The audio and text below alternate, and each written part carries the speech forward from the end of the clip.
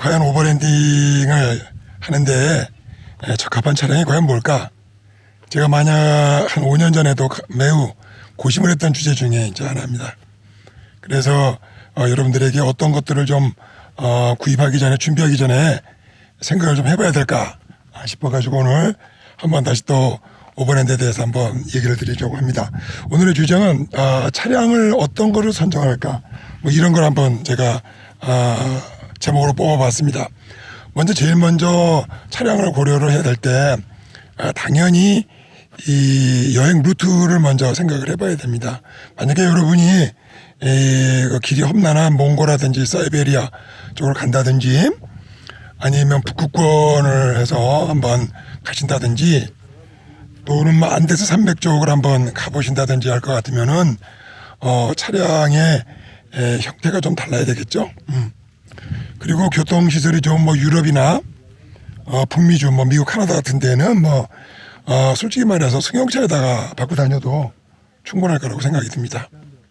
그래서 어디를 우리가 여행을 갈 건가에 따라서 거기에 도로 상황 그리고 날씨 그리고 방문하는 때의 날씨 등을 잘 고려를 해보셔야 됩니다.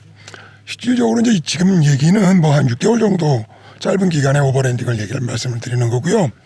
1년 이상을 하거나 뭐 몇 년을 계획하실 차량을 준비할 때는 그 사실상은 차량 자체의 모든 설비나 기능들이 all terrain, 그러니까 뭐 작은 시내가 있든 없든 자갈길이든 뭐 아니면 험악한 바위길이든 뭐 아스팔트 길이든 모든 거를 다 고려를 해서 차량을 선택을 하셔야 되고요. 날씨도 제 경험으로 봐서는 외부 온도가 영하 10도 그리고 한 영상 한 42도, 45도 정도의 온도에서도 캠핑을 하고 지낼 수 있는 설비를 가지고 견딜 수 있는 차량이 좋습니다. 그래서 제가 오늘 좀 말씀드리고자 하는 것은 뭐 다다익선이라고 유럽 애들이 즐겨 쓰는 그 트럭 스타일 있죠. 오버랜딩 뭐 탱크라고는 저는 부르는데 완전 장갑차 모양으로 하고 다니는 그런 경우도 있을 수가 있고요.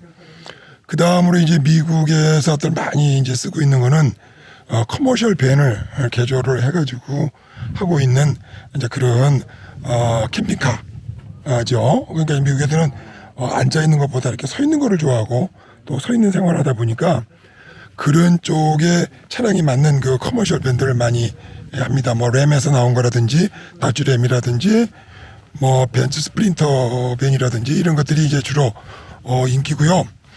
그리고 이제 저희들처럼 동양인처럼 좀 저렇게 차고가 작을 경우에는 스타렉스 사이즈의 그 미니밴들을 또 많이 이용을 하는데 뭐 사실은 이제 풀타임으로 여행을 하는데 서양인들에게는 뭐 미니밴은 그렇게 썩 잘 어울리지는 않습니다. 뭐 저한테도 좀 협소하고 좀 작은 느낌이 많이 들죠. 그리고 더 이제 경제적인 차량으로는 이제 SUV급이 있죠. 뭐 한국의 뭐 모하비라든지. 사실 이런 거는 엄격한 의미에서 자동차 여행을 하시는 분들에게 좋지 오버랜드에게는 SUV 차량은 거기에서 식사를 하고 취침을 하고 모든 걸 풀타임으로 진행하기에는 그 장소가 그렇게 넉넉하지는 않습니다. 뭐 물론 이제 텐트를 가지고 뭐 루프탑을 만들고 뭐 어떻게 해서든지 이 풀타임 캠핑 그 설비를 다 한번 해보려고 할 때는 가능하겠죠. 그래서 되게 크게 봤을 때는 제일 작은 거는 SUV, 그 다음에 저같이 그 미니밴, 그리고 미국 사람들이 그냥 가장 많이 이 북미주 좋은 데 좀 돌아다닐 때는 밴, 그리고 이제 본래 오버랜드의 그 본향인 유럽 애들은 뭐 아프리카 주로 이런 쪽으로 타겟들 많이 하기 때문에 차량 자체를 거의 뭐 트럭, 탱크 스타일로 이렇게 만들어가지고들 다니고 그렇습니다. 그러다 보니까 아마 우리나라에는 이제 그런 차도 없고 하니까 아마 한국에서 제 생각하고 제일 뭐 생각해 볼 게 미니밴이 아닐까 싶습니다. 스타렉스 정도. 저도 스타렉스급의 도요타 시에나를 고민 끝에 샀습니다. 미국에서 뭐 준비하시고 또 지금 한국 분으로서는 미국에 팬을 갖고 계신 분들도 많이 계세요. 많이 계시는데 일단은 제가 권장 안 해드리고 싶은 거는 디젤 차량은 사지 마세요. 디젤 차량은 오버랜딩 하다 보면 뭐 여러 가지 이제 문제점들이 많이 나타나는데 첫째는 이제 요소수 문제가 있고요. 요소수를 북미 쪽에서는 뭐 주유소 같은 데서 구입이 가능하지만은 아프리카 뭐 동부나 어디 서부 잘 가면은 뭐 스탄 국가라든지 좀 이렇게 외진국 가면은 요소수 개념이 별로 없어요. 그래서 굉장히 좀 어렵고요. 그 다음에 이제 디젤이 좋지 않은 경우가 상당히 많아서 엔진에 무리를 주는 경우도 많이 있고요. 셋째는 비싸요, 가격이.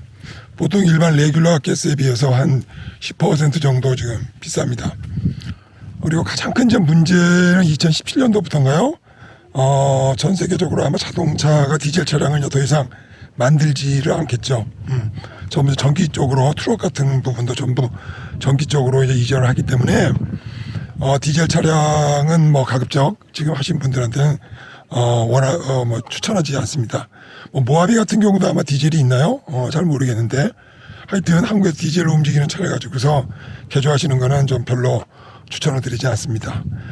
내연기관 엔진 중에서도 이제 얼마 있으면 전부 전기차로 바뀌고 그러는데 가장 추천할 수 있는 거는 뭐 하이브리드, 전기하고 내연하고 같이 쓸 수 있는 아마 하이브리드 차량이 제일 좋을 것 같은데 마일수도 많이 나오고 그리고 필요에 따라서는 전기도 쓰고 내연기관도 쓰고 막 이렇게 하면은 향후 한 10년 정도 오버랜딩을 하시는 데는 큰 문제가 없을 것 같습니다. 자, 제가 말씀드리는 것은 뭐 캠핑카를 가지고 한국이나 뭐 미국 내 북미주 왔다 갔다 하시는 분을 전제라는 것이 아니고 지난 시간에도 말씀을 드렸습니다만은 전 세계적인 환경을 고려를 해야 되기 때문에 일단 차량 선정에 주의하시기 바라고 제가 보기에는 한국 분이라면은 스타렉스의 디젤 버전보다는 휘발 버전을 권장을 드리고 싶습니다. 자, 그리고 이제 좀 컨시 좀 고려를 해야 될 게 일단은 이제 한국 차량보다는 제가 이제 일본 차량을 구한 이유 중에 이제 결정적인 이유는 부품 수배 관계예요. 길에 있을 때. 그래서 과연 이제 한번 생각을 해보세요. 스타렉스 차량이 고장이 나면은 부품을 어떻게 수배를 해야 될까? 이게 보통 일이 아닙니다. 미국에서 인기가 있는 뭐 벤츠에서 나오는 그 스프린터라고 하는 벤을 멕시코에서도 부품을 구입을 하려면은 미국에 연락을 하고 수입을 하고 통관 절차를 해서 아주 엄청난 고통이 수반이 되고 여행 중 그 부품 사고에 대비해서 부품 수배를 신경을 많이 쓰셔야 됩니다. 그리고 이제 디젤 수리비가 보통 일반 휘발유에 비해서 대단히 많습니다. 저는 뭐 가급적이면 새로 시작하신 분들 같으면은 디젤 쪽은 뭐 그렇게 추천해드리고 싶지가 않네요. 그래서 촬영을 하실 때 뭐 개솔린이 일단 기본이고 기왕이면은 하이브리드 또 중고차보다는 새 차를 사셔서 자기 운전 스타일에 맞게 또 지난번 말씀드렸습니다만은 차를 타가지고 이제 우리가 길을 들린다 그러나요? 또 한 뭐 10,000km, 한 20,000km 정도 한번 지휘한 테스트런도 일본에도 한번 갔다 오시고 브라디보스토크 건너서 하바롭스키나 뭐 그 정도 몽골까지 한번 살짝 갔다 오시고 해서 차에 대해서 차에 대한 성능과 신뢰감을 서로 갖고 있어야 되는 게 굉장히 중요합니다. 그래서 일단은 뭐 그렇고요. 연료비도 적지 않게 많이 들어갑니다. 그 다음에 이제 또 말씀드리고 싶은 거는 엔진 출력이에요. 프론트 휠이냐 뭐 리얼 휠이냐 전륜이냐 후륜이냐 또 뭐 4x4나 그런데 우리가 사실은 사륜차를 가지고 운행을 할 만한 곳은 엄청난 그 뭐 한 60도 각도의 돌길 그러니까 그 자갈길이 아니고 막 바위들이 울퉁불퉁 있어가지고 한 60도 각도를 올라가는 데 있어서는 포일이 낫습니다. 그래서 제 차도 프론트 휠인데 잘 올라가요. 운전을 잘 하시면은. 근데 이제 그런 길이 막상 다니다 보면은 미국이나 이게 그 북미라든지 유럽 같은 데에서는 뭐 거의 찾아보기가 그렇게 험난한 길 찾아보기가 어렵죠. 그래서 제 생각에는 아주 그 사륜이 있었으면 참 좋겠다 하는 구간은 전체 구간의 0.2%도 안 될 것 같아요. 그래서 그런 길이 있으면 회피하시면 되죠. 굳이 목숨 걸고 차량의 어떤 안전까지 생각을 해가며 고려를 해야 되기 때문에 바람직하지 않은 것 같아요. 그래서 후륜이든 전륜이든 큰 문제가 없을 것 같아요. 그리고 이제 또 한 가지 좀 중요한 또 문제가 있는데, 우리가 오버랜딩을 하다 보면은 이 대륙이 전부 이렇게 땅으로 연결된 게 아니지 않습니까? 이제 바다가 중간에 있어서 차량을 선적을 해야 될 경우가 몇 구간들이 있어요. 대표적인 케이스로 북미하고 남미는 지도상으로 연결이 되어 있지만은 북미하고 남미 중간에 파나마 아래에 콜롬비아하고 사이에 다리엔 갭이라고 그래가지고 거기 완전히 늪지대에 공비가 출현하는 뭐 무장 군인들이 게릴라들이 출현하는 뭐 그런 지역이고, 또 국립공원으로 지정이 돼 있어서 그 아직 남미하고 북미하고 연결이 되어 있지 않습니다. 실상은 그런 경우에는 저희가 배를 실어서 남미로 보내고 비행기 타고 건너가서 남미 여행을 계속하게 됩니다. 이런 구간들이 꽤 많이 있죠. 꽤 많이 있어요. 주로 이제 유럽 애들이 많이 가는 아프리카 쪽은 모로코 쪽으로 건너가게 되는데, 스페인 남단에서 배를 실어서 보내는 방법이 있고요. 이태리아 남쪽에서 튀니지 쪽으로 들어가는 방법이 있고 그렇습니다. 그리고 이제 뭐 우리가 아주 아프가니스탄이나 뭐 이런 좀 위험 지역 있지 않습니까? 인도로 가려면은 또 저쪽에 사우디아라비아 밑에 오만인가요? 오만 쪽에서 또 인도 쪽으로 캘커타나 아니면 저쪽 인도 쪽으로 또 차량을 보내야 되는 경우도 있고, 하여튼 우리가 호주로 가려도 마찬가지죠. 호주도 인도네시아 쪽에서 배를 실어서 또 보내야 되고, 필리핀에서 뭐 대만 거쳐서 일본 거쳐서 한국도 한국하고 또 일본도 이렇게 선적을 해야 됩니다. 근데 제가 왜 이렇게 길게 말씀을 드리냐면은 뭐 아프리카로 어디 가거나 그렇게 되면은 차가 크면은 페리에 실을 수가 없어요. 또 전기 화물선에 실타 하더라도 좀 안전하게 컨테이너 박스에 들어가지가 않습니다. 차가 고가 높으면은. 그래서 미국식의 스프린터 밴이나 이런 것들은 여러 가지 장애 요소가 많아요. 아프리카 갔는데 조그마한 페리에 강을 건너가야 되는데 실지를 못하는 거예요. 그럼 어떡합니까? 뭐 아프리카 뭐 저기 중앙아프리카에서 북아프리카까지 거꾸로 또 가야 됩니까? 그래서 오버랜드를 하실 때에는 이렇게 탱크식 그 트럭식이나 이런 것들은 가능한 구역이 있고 가능치 않은 구역들이 있습니다. 전반적으로 제일 무난한 게 그 랜드로버나 조그만 SUV 있죠. SUV급이나 미니밴급인데, 이 미니밴들이 사실 스타렉스나 이게 제가 사고 있는 시에나 같은 경우는 패신저용으로 만들어졌기 때문에 가장 큰 문제가 이제 어디에 있냐면은 고가 낮아요. 고가. 서스펜션이 안 좋습니다. 서스펜션이 안 좋고, 그래서 장기간 자갈길이나 이런 것들을 달리거나 또 무거운 짐들을 상시 이제 무겁지 않습니까? 물론 제 차도 뭐 8인승인데 잠시 8인승이 아니고 거의 뭐 많은 무게를 싣고 몇 년을 그러고 다녀야 되기 때문에 서스펜션이 이제 시간이 지나면 약간씩 주저앉습니다. 그래서 이제 그런 문제들이 이 기계학적으로 좀 약하죠. 그리고 물론 이제 아까 말씀드린 대로 꼭 4x4가 필요한 건 아니에요. 전륜 구동으로도 잘 달리고 있습니다. 그런 기계학적으로 좀 있고, 장소가 제가 재보니까 제 시에나 같은 경우는 폭이 1.5 그리고 길이가 2m예요. 그러니까 딱 2.1 그냥 곱하기 나누기 하면 딱 3.3평 3.3제곱미터 한 평이 나옵니다. 한 평. 그리고 물론 차 안에서는 쓸 수가 없고요. 그리고 그 높이가 앉아서 딱 마루에 침상에 걸터 앉으면 딱 그 천장하고 지붕이 달 정도니까 상당히 내부 부피가 좀 적습니다. 이런 것들이 큰 밴을 몰고 다니면은 다양하게 그 여러 가지 이점이 많이 있겠죠. 공간도 넉넉하고 적재화물도 많이 가져갈 수 있습니다.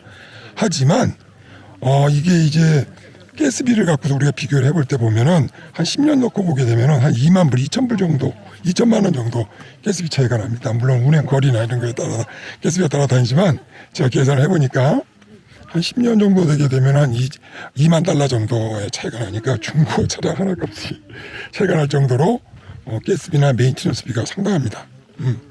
자, 그런 이제 여러 가지 것들을 이제 제가 그 고민을 하다가 그래서 부품 조달 문제, 그 다음에 유지 비용, 가스비, 그 다음에 뭐 여러 가지 이제 그 살림살이 공간들을 어떻게 배치할 건가, 그리고 이제 장점, 단점들을 따져서 지금 한번 제가 고른 게 시에나 미니밴을 가지고 했습니다. 뭐 여러분들도 꼭 맞는 건 아니겠지만 한국에서 뭐 캠핑카 하시는 분들 많잖아요. 뭐 요즘에 소문을 듣다 보니까 되게 뭐 이제 외국형으로 뭐 트레일러로 하시는 분도 있고 캐러반 스타일로 하시는 분도 있고 뭐 있지만은 어쨌든 전천후 다닐 수 있는 것은 그저 스타렉스급이 가장 좋지 않을까 생각이 듭니다. 그래서 거기에 이제 우리가 어떤 또 설비를 하고 어떤 내용물들을 또 가지고 다녀야 되느냐 하는 거는 뭐 다음 또 영상에서 한번 잽을 이제 저기 시간이 되면은 한번 말씀을 드리도록 하죠. 그리고 제가 또 시에나를 선택한 가장 그 아주 중요한 것 중에 하나가 차가 이제 우리가 다니면 뭐 어딘가 쉬어야 될 거 아닙니까? 이제 잠을 자야 될 거 아니에요. 차박지라고 그러죠. 이렇게 이제 밴 사이즈나 SUV 같은 경우는 괜찮지만 좀 차가 크게 되면은 바로 해외에서 외국에 나가게 되면 눈에 띄어요. 왜냐면 차가 고가 높고 그다음에 길이가 크고 또 이 동네에 다니던 차가 아닌 승용차급이 아니다 보니까 금방 이 사람들 눈에 띈다는 사실입니다. 이제 그 얘기는 무슨 뜻이냐면은 선수들이 있지 않습니까? 뭐 강도라든지 도둑이라든지 벤달리즘이나 이런 쪽에서 차량 피해를 보거나 인적 피해를 볼 가능성이 대단히 높습니다. 그러다 보니까 그게 우려가 되다 보니까 노상 차박지를 다녀야 돼요. 차박지를 안에서 뭐 먹고 자고 할 수도 있지만은 그런 안전상의 이유 때문에 캠핑장을 찾아 들어가게 됩니다. 미국에서는 뭐 일반적으로 캠핑장 하면은 뭐 수도 나오고 전기 나오고 그 다음에 조그마한 이제 그 뭡니까 그 쉴 공간 나무 밑에 좀 있고요. 뭐 인터넷 들어오고 그렇습니다. 평균 아마 하루 저녁에 한 50불 정도 될 거예요. 평균 잡아서 그렇습니다. 그리고 뭐 일반 모텔에서 자면은 100불에서 한 150불 정도 들죠. 그러니 이 차박지를 일반 그 뭡니까 이 주택가라든지 뭐 일반 그런 웬만한 차들이 쓰는 데에서 주차를 못 하니까 주차를 하기가 세대 말로 눈에 띄고 걱정이 되니까 캠핑장을 찾아가야 되고 또 거기에 비용이 들고 그거 예약해야 되고 똑같습니다. 외국에서도 특별히 지금 제가 말씀드린 대로 좀 외국 냄새가 나는 데는 멕시코밖에 없지만은 아마 이제 앞으로 더 가면은 아프리카나 어디 가면은 어지간한 외국 차들의 눈에 띄게 되면은 바로 타겟가 될 것 같아요. 그리고 차가 좋으면 좋을수록 또 삥땅을 많이 뜯기게 되고 위험 노출 빈도가 많게 됩니다. 따라서 단순히 우리가 국내 차박을 하게 되면은 뭐 전기 잘 들어오고 차박지 가가지고 뭡니까 눈총 안 받고 텐트 펴놓고 불고기 잘 구워 먹으면 되지 않겠습니까만은 조금 이렇게 이제 해외 오버랜딩을 할 땐 좀 상황이 다릅니다. 그래서 일단은 배도 선적하는 데가 좀 문제가 많고요. 차박지를 하는데도 좀 문제가 좀 고려를 해야 되고요. 그리고 이게 하루 이틀도 아니고 연료비 걱정도 좀 해야 되고요. 부품 조달이라든지 그 다음에 뭐 여러 가지 온도 우리가 어디 뭐 이렇게 더운 데냐 추운 데냐 뭐 이런 것도 좀 고려를 좀 해봐야 되고요. 그리고 이제 가지고 가는 살림살이가 이제 어느 정도 또 되느냐 또 몇 명이냐 이게 또 이런 것들이 다양하게 고려를 해가지고 차량 선정을 해야 됩니다. 제가 쓰고 있는 시에나는 아까 말씀드린 대로 안에 내부는 거실은 한 운전석 빼고 딱 한 평 크기입니다. 높이는 사람 앉을 높이 그리고 이제 다양하게 전기장치, 수도장치, 그 다음에 냉장고 참 중요하죠. 냉장고 등등 들 설치를 해서 아직까지는 한 번도 지금 1,500밤 정도 바깥에서 돌아다니고 있습니다만은 한 번도 캠핑장에 가본 적이 없어요. 캠핑장에서 캠핑장 비용이 얼마인지 잘 모르고 설비가 어딘지 솔직히 잘 모릅니다. 저는 그냥 차박을 아무 데서나 하고 경찰서 앞에도 즐겨 쓰고요. 모텔 주차장 몰래 들어가서 모텔 주차장에서도 많이 쓰기도 하고요.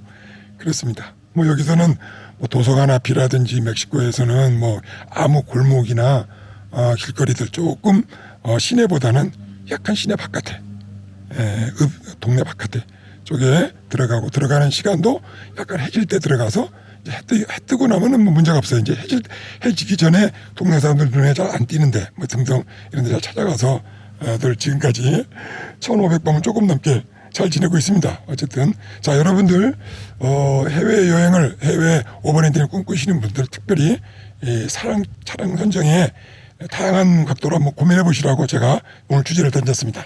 다음 시간에 또 뵙겠습니다. 안녕히 계세요.